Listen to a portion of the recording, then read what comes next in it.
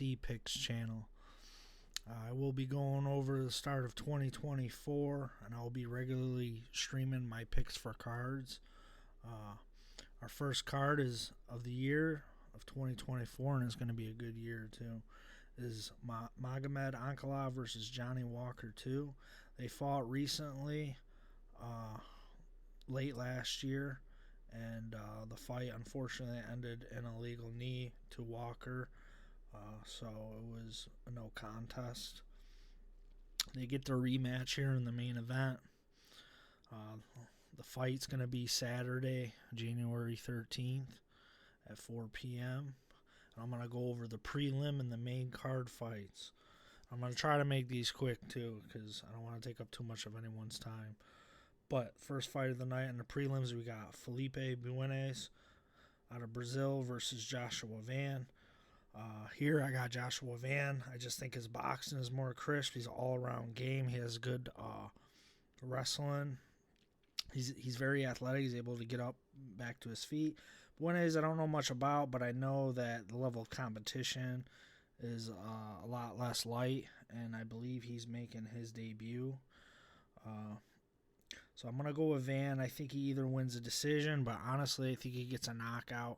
Like I said, the body shots that he landed on another prospect he just recently fought towards the end of last year. It was a tough fight, but he started to just spark the dude in the third round and wanted a clear decision just because of the body kicks, like I said, the body punches mainly. So there I'm going Josh Van. Next fight of the night, Tom Nolan versus Nicholas Mata. I don't trust Mata's chin. I feel like Mata's probably going to get cut if he loses here. Tom Nolan's one of Dana White's Contender Series. He's very good. He's got all finishes. He's coming out of Australia, Mata, Brazil. I think Tom Nolan's just going to have the more technical fighting style, and it's going to be a little bit too much for Mata because I've seen Mata break down late in fights. Also, because he's been knocked out recently pretty viciously against Jim Miller and a few other fighters. I just can't trust his chin. So I'm going to go with Tom Nolan there. Next fight at night is Weston Wilson. He comes out of Stephen Thompson's gym. He's one of his sparring partners. He fought once, but he got knocked out. It was against a very tough opponent. He's going up against John Silva, another one of Dana White's Contender Series. I think John Silva wins this. I mean, he's a minus 800. It's kind of like a stay away bet. Just don't bet it. So I'm going to fade on this fight, but I do believe Silva probably wins. Next fight of the night is Farid Basharat versus Taylor Lapilus. At first, when I saw it, I just go, Basharat, brother. I mean, and then I look at Taylor Lapilus. I know he was in the UFC a few years ago, but then I think he got caught. Something happened, but he had a winning record in the UFC. Still does. He's very good at his stand-up, but I think the one key here in this fight is this Farid takes him down to the mat and just controls him. Also, Farid's not bad in the stand-up. Maybe he's gotten a little bit better of recently. But I'm going to have to go with Farid by submission or decision on this. Next fight of the night is Marcus McGee versus Gaston Bolanos. I like McGee. He came in last year. He beat Journey Newsome. It was a battle, but he was all over the place. He kind of reminds me of Joshua Van a little bit, very technical. He's got good boxing, striking. He can wrestle too. Bolanos, he's 7-3. He's out of Peru. I know his level of competition is not that great, and also, he's 1-0 in the UFC, I believe, but it was against somebody who's just not on the same level as McGee. I think McGee, this fight could go over 2.5 rounds, probably a decision, but I'll give it to McGee. Next fight of the night, Matthew Semelsberger versus Preston Parsons. When I first saw the line, I was like, man, I don't really like Parsons. He's kind of one-dimensional, but he's very good on the ground. Summerberger's more of a stand-up guy, but Summerberger also has recently lost a few fights. I know, I know he's more of a decision machine. I mean, his last 5 fights. I know he was recently knocked out by Euros Medic at UFC 291. Poirier versus Gaethje 2. That was a good ass card. But he got knocked out in the third round. He also lost a decision split to Jeremiah Wells. He knocked down Jake Matthews. He knocked down Morono once, but he lost to Morono. But the only win he's recently had is Jake Matthews, and it was decision, and he couldn't even finish him.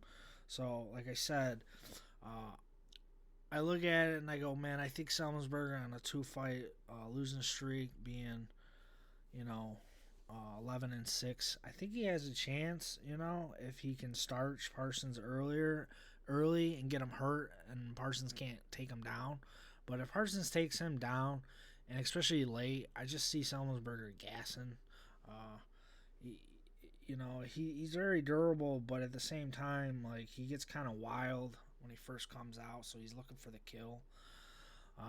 It's kind of like a stay away fight for me, because honestly I keep flipping, and usually when I flip a fight I don't tend to bet it, because too many emotions can get involved, and when you're emotional you lose. So I don't really care for this fight, but if I had to say, I'd probably go to decision, depending on what Parsons does with control time and stand up.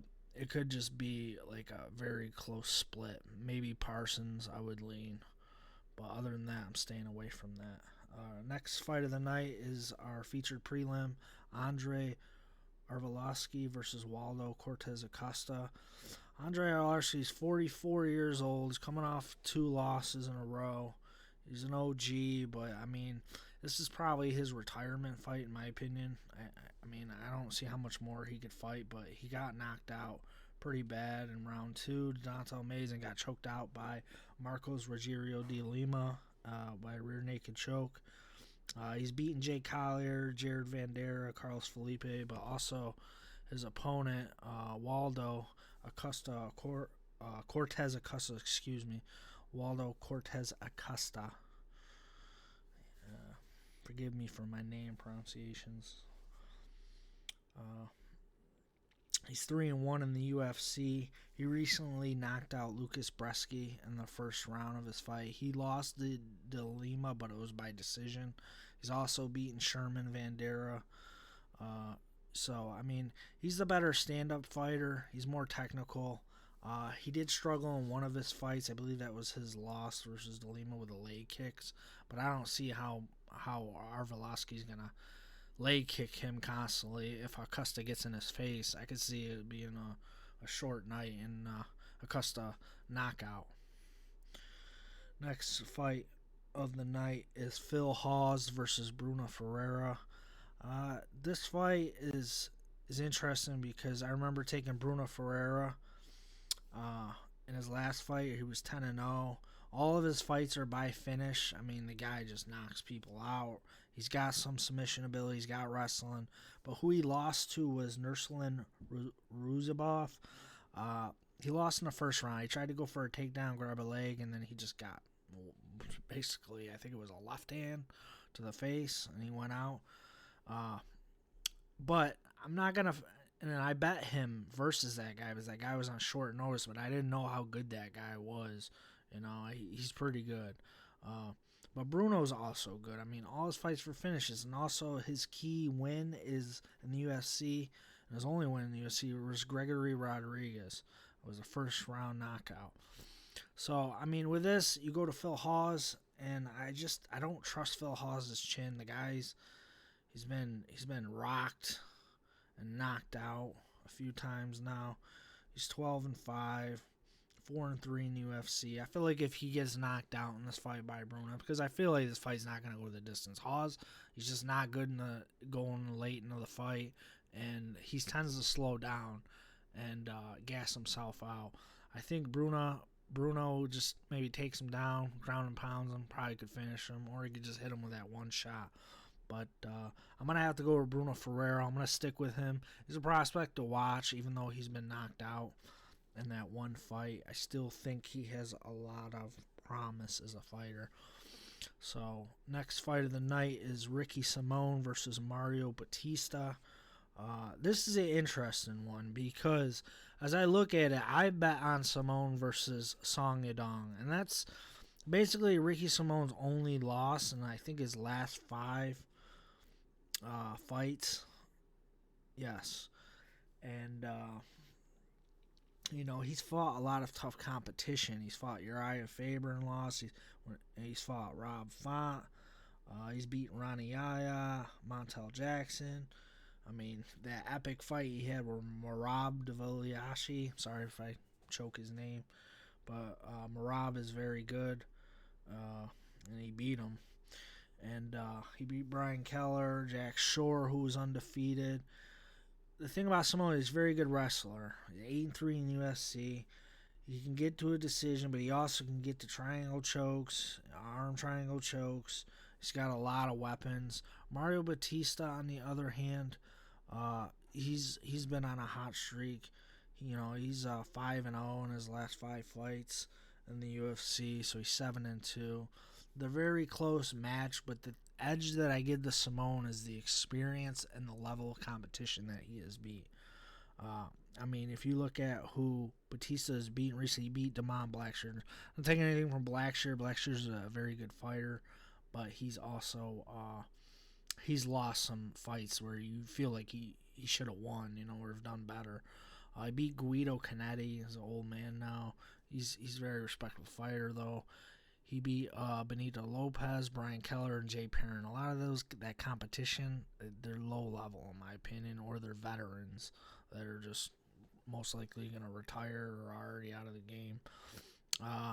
The age gap is not much of a difference.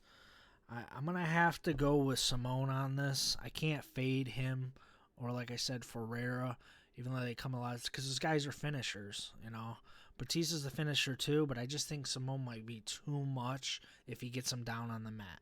I think Simon's going to be stronger than Batista, so I'm going to go with Simón by submission. Maybe a knockout, but either submission or decision. Next fight of the night, we got the OG Jim Miller versus Gabriel Benitez out of Mexico. Jim Miller is 40 years old, but in his last 5 fights, he's 4-5. He's got a few knockouts in there. He just recently knocked out Jesse Butler in June. He lost a unanimous decision against Alexander Hernandez. He's got a guillotine choke on Donald Cerrone. He's knocked out Nicolas Mata viciously. He's knocked out Eric Gonzalez pretty bad. I know Jim Miller says he wants to fight a little bit longer. Who knows? This might be his last fight, but I doubt it. He might have a few more under his belt here. But Gabriel Benitez, I mean, I don't really trust this dude. He's beaten Charlie Ontiveros by ground and pound, but Ontiveros honestly shouldn't have been fighting in the UFC anymore because of a severe neck injury he got from being slammed on the canvas. So, I mean, the guy got knocked out by David Onama standing against the fence. I mean, he lost to Billy Q in the 3rd round, punches from back control. He's lost to Omar Morales, Sadiq Youssef. I mean, this guy, he's 7-6 in the UFC. He's 35, so he's about 5 years younger than Jim Miller, but I got to go with Miller here. Miller's just too good, I think. And I think Miller lands that shot and gets the knock. So next fight of the night, we get into the co-main event. This is a rematch fight from a few years ago where Matthias Nicolau faces Manel Kape. In their first match, Nicolau won that fight. He won by decision. I think it might have been split. It was very close. Let me just check real quick. Sorry. Yes, it was a split decision. But honestly, a lot of people say that he looked like it shouldn't have been split because Matthias was beating him. Manel Cop, on the other hand, like, he's exciting, star boy. He likes to get the knockouts, look good and everything. He's got some submission abilities, but whenever he goes to decision, he's 3 wins and 4 losses. So that's key for this fight. I think Cop, he's got to make a statement. He's got to put Nicolau out because Nicolau has been knocked out before. He has, and that's the one thing I don't like about him is Nicolau's got 5 KO wins. I don't see him KO Cop here, and he's got 3 knockout losses. He does have some good jiu-jitsu and ground game, but the one key thing also is Nicolau's 9 wins and 0 losses in decisions. That's telling you something. That's telling you if he's more technical, keeps his distance from Cop, doesn't engage too closely, he could eke out another decision against Cop. And Cop, I'm sorry, but this guy's pulled out of so many fights, or his opponents have pulled out, and he's not very active. But the way I see it going, it's kind of hard to comprehend in my mind. But I gotta lean Cop KO or bust.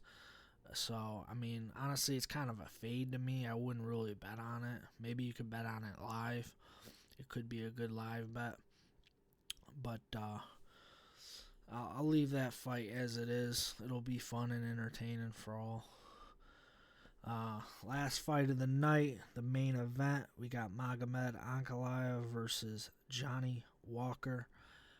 When I first bet on this fight at the pay-per-view card, what pay-per-view card was it? It was Makhachev versus Volkanovski. I remember now, Ankalaev landed a legal knee on Walker while he was grounded. And it really pissed Walker off, and he wanted to keep fighting. I mean, he's in there pushing refs. He almost pushed Dana. I was like, bro, just relax, Walker. You'll get your fight again against him. But when I was heavy on Walker as a dog. And for some reason, I get these gut feelings, and I usually like to go with my gut, not feelings or emotions. I didn't mean to say that, but sometimes you get a gut in your mind, and you try to, like, play it out, like, how do I see this fight going? Ankalaev is struggling in his last fight against Yan, an older Yan, where he was getting leg kicked late in the rounds. It was a 5-round fight, and that fight ended in a draw. So you could tell, I don't think this fight's going to go past 3 rounds. I think either Ankalaev's going to have to pressure him heavy and try to take down a Walker who's pretty good with takedown defense. I mean, especially against the cage, it's not easy, and I don't think Magomed wants to stand with Walker for 5 rounds. I don't see it. I think he has to go for a takedown, but if he can't get it and he wants to stand and bang, I've noticed Walker getting really better lately and recently in his fights with his technicality, keeping his distance and picking his shots and not being too aggressive. But with that being said, I understand Ankalaev's a minus 300, and he's Dagestani, and that plays a role, especially going to decisions. A lot of times Dagestanis can dominate for the full fight, especially late in the fight, especially if he gets takedowns on Walker and Walker starts to gas. Maybe he leans on him. He can get that decision win for real. But the way I see it playing out is I just see it's not going the distance. Somebody's getting slapped. Walker has been knocked out. He's been knocked out by Jamal Hill, but that was a while ago. And, he's only been knocked out by Corey Anderson back in 2019 and Jamal Hill in 2022. And Jamal Hill became champ at light heavyweight. So, honestly, I'm going to stick with Walker. I don't want to flip-flop. And plus, it's not really, I'm not trying to be too biased. I love Johnny Walker as a fighter. I think he does have his prime ability right now, but he has to play this fight smart, keep it on the feet, keep his distance, and, leg kick Magomed. Don't get too risky, because if he makes mistakes, Magomed's he's gonna capitalize with a takedown, and it could be a long night for Walker if he gets like that. But with that being said, please hit the subscribe and like if you want. This is going to be my first stream of many, like I said, of 2024. I'm very excited for the UFC this year. Fortunately, there wasn't any female fights on the card, I guess. But there will be Driscus and Strickland coming up at UFC 297, and I'm very, very excited for that pay-per-view card. But like I said, thanks for viewing my channel. I hope I did okay for my first one. Any comments would be appreciated. Thank you, and I'll see ya.